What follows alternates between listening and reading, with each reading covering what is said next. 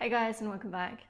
So in today's video, I'm going to show you how to get rid of algae in your tank naturally without any sort of products. So before we jump into how to get rid of algae in your tank, this method I've been using for many years now. I've kept aquariums now for around 6 years, and this method I've been using since the very start of my journey in the hobby. So it's something that works extremely well in any kind of setup. Then again, you do need to find out why you're having algae issues in the first place. Is it because you're blasting your light? Is it because you're over fertilizing? Do you have a lot of fish in your tank? Are you maybe not on top of a regular maintenance schedule? That can play a big role in the development of algae in your tank. So let's talk about what exactly is happening inside this tank. So for information, this tank is a 10-litre tank. It's a very small tank. It's running with a B30 and this very small internal filter. It is not running with CO2. None of my tanks here are running with CO2. They are all low-tech setups. This particular setup is one of the newer ones. It's just hit the 3-month mark and it's not doing as good as it should be. So I've let it go a little bit for the purpose of this video as well. So the main issue right now I'm having is I have a lot of hair algae that is coating all the plants in the foreground. So what exactly is causing algae inside this tank? So what is actually causing it is that the plants aren't growing as fast as they should be. So the algae has completely outcompeted the plants, and that's why it's actually now growing on top of the plants. Lighting is also quite an issue. The light is way too high, right? Right now it's about on 50%, and that's too high for this kind of setup in this current moment. So there's really not really just one way of getting rid of hair algae. There are many different ways of doing it. Everybody's going to have their own technique.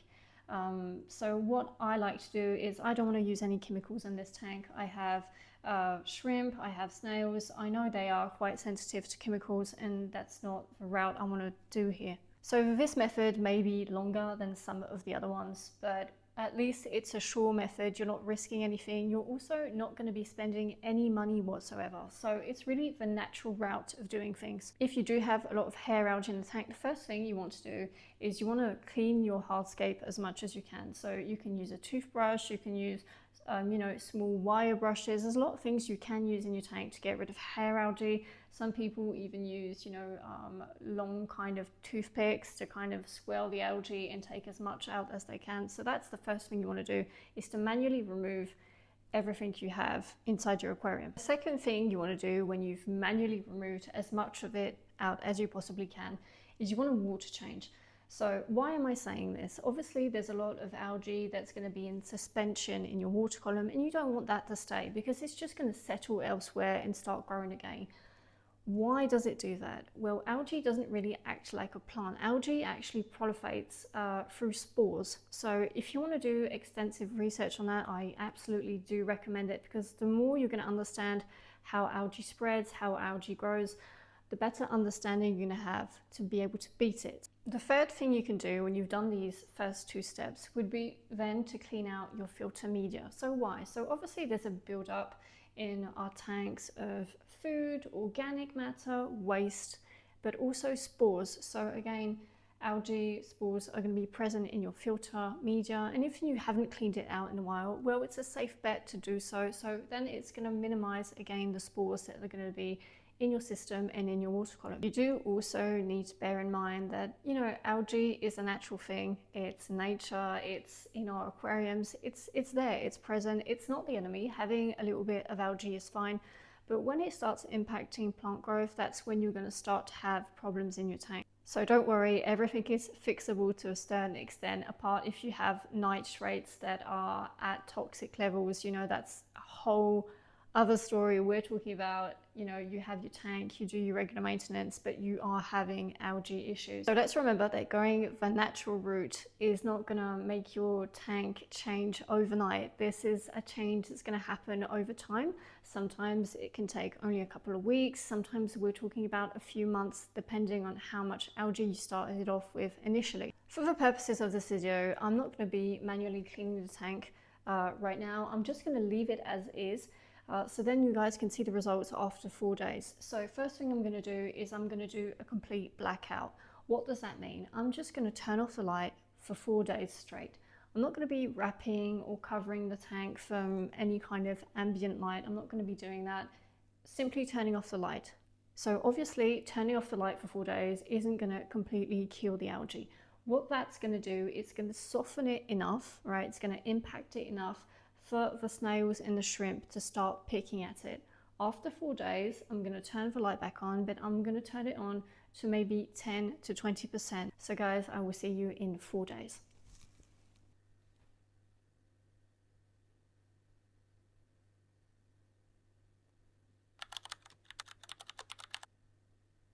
It's now been officially 4 days without any light whatsoever, so let's take a look at how the tank is doing.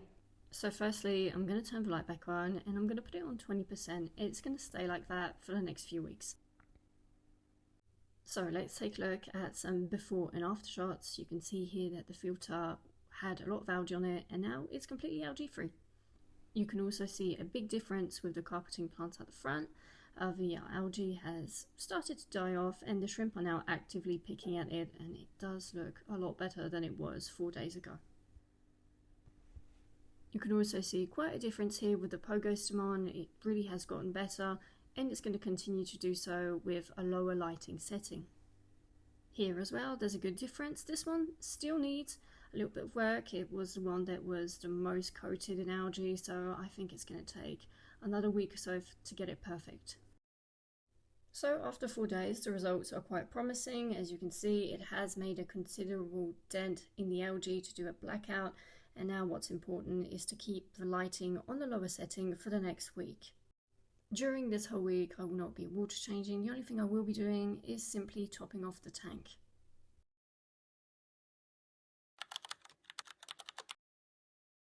So initially my plan was to do nothing for 7 days. Unfortunately, the second day my filter completely clogged up. So here's a late night shot of me cleaning out my filter. Because obviously zero water movement is not the best thing in such a small tank, especially now that we are going into summer. I'm just giving the filter media a quick rinse in some dechlorinated water and then I'm going to put everything back into place.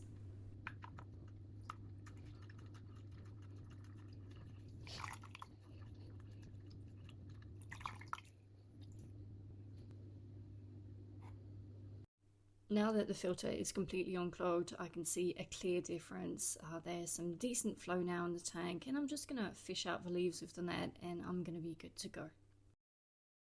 I'm also starting to notice some significant new growth, which is quite encouraging, especially with the Artenentia. We can see that there's some new red leaves popping out. There's still a long way to go for the full ground plants to pick up with new growth, but eventually it will get there. So it's been 10 days. I know I said I would do an update in a week, but I may or may not have forgot. But let's take a look at the tank. Also, all my excuses, if I look sweaty, it's because I am, because it's getting really hot here and the weather is absolutely crazy. We're currently going through a heat wave. So as you can see, the plants have really started to take off growth-wise. They are completely outcompeting the algae, which is great. Some of the plants are still on the slower side, but as you can see, the stems in the back have literally hit the surface of the tank. Now that we are zoomed in, let's take a look at the plants. So it's been 14 days since we've started this whole thing with the light. We can see that the plants are literally algae-free. There's still a few spots here and there, but eventually it's going to completely go away. Bear in mind that I haven't been doing any cleaning, I haven't done any water changes, so these results are quite good for a tank where I've done absolutely no cleanup and just adjusted the light.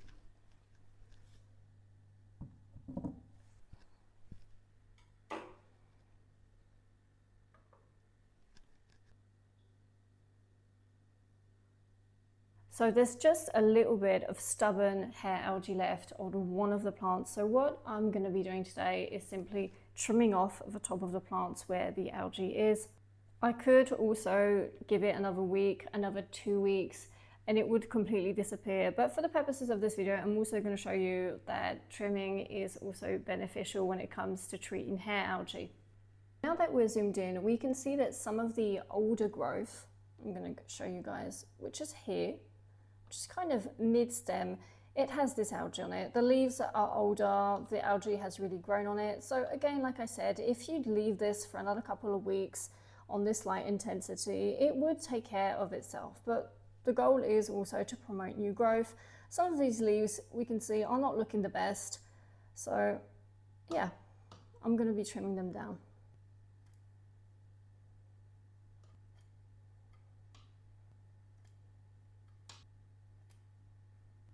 So do keep in mind that this being a Dutch tank, it's part of the whole aquascaping process to regularly mow down, trim down all your plants in a Dutch tank to really have that kind of very sharp, manicured look.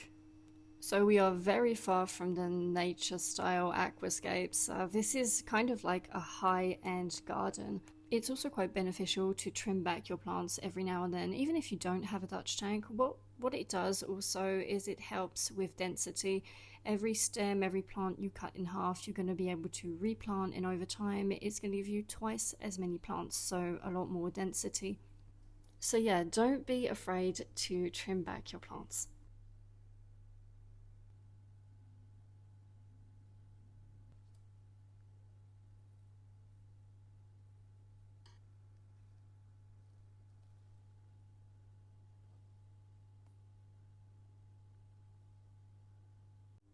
So here I'm taking down all the stems that are in the back of the tank as well. Now that they've hit the surface, I'm just going to cut them down as short as I can.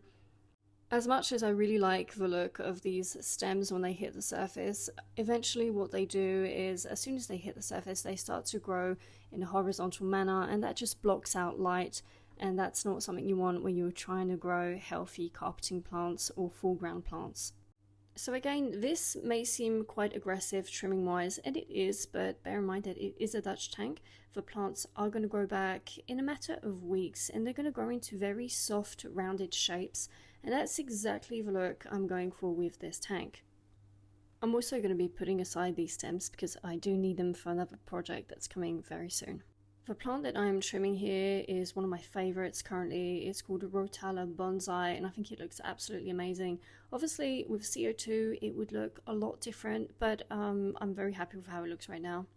If you're interested in having the entire plant list for this tank, it is listed in the Project Nano video of this tank, where you can find all the information on the setup as well.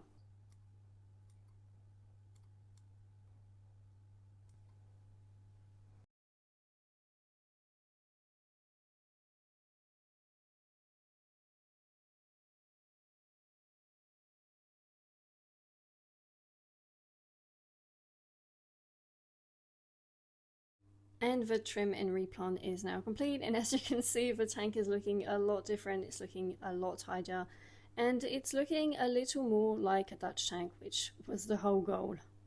Doing this kind of trimming is just like hitting the reset button on your tank. So yeah, so 14 days later, we are now algae free.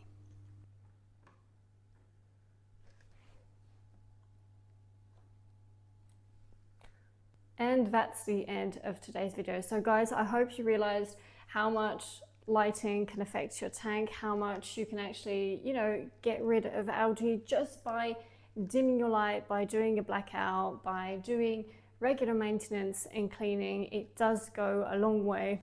So obviously there's still a long way to go for this tiny Dutch tank, but I will be doing updates very, very soon, so you guys can see how it looks when it's completely grown out.